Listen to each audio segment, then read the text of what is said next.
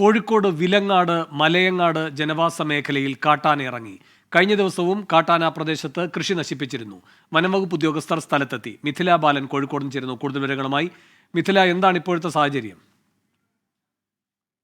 വേണു, രാവിലെ 7 മണിയോടെയാണ് ഈ ഒരു പ്രദേശത്ത് വിലങ്ങാട് മലയങ്ങാട് ഭാഗത്ത് കാട്ടാന ഇറങ്ങിയത്. ഇത് ഒറ്റക്കൊമ്പനാണ്.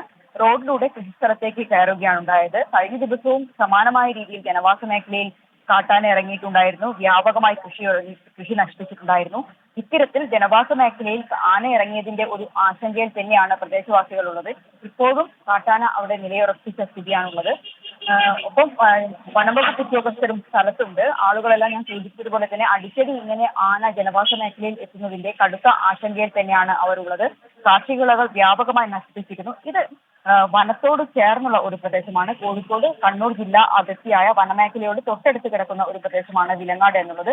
സ്ഥിരമായി ഈ പ്രദേശത്ത് ഇത്തരത്തിൽ കാട്ടാന ഇറങ്ങുന്നതാണ്. ഈ ഒരു പ്രദേശവാസികളുടെ അല്ലെങ്കിൽ നാട്ടുകാരുടെ ഒരു പ്രധാന പരാതി എന്നത് ഫെൻസിംഗ് ലൈനുകൾ സ്ഥാപിക്കണമെന്നത് വർഷങ്ങളായുള്ള ഇവരുടെ ആവശ്യമാണ്. കാരണം നിരന്തരം ഇവരുടെ ഉപജീവന മാർഗമായ കൃഷി നിരന്തരം ഇത്തരത്തിൽ നശിപ്പിക്കപ്പെടുന്നു.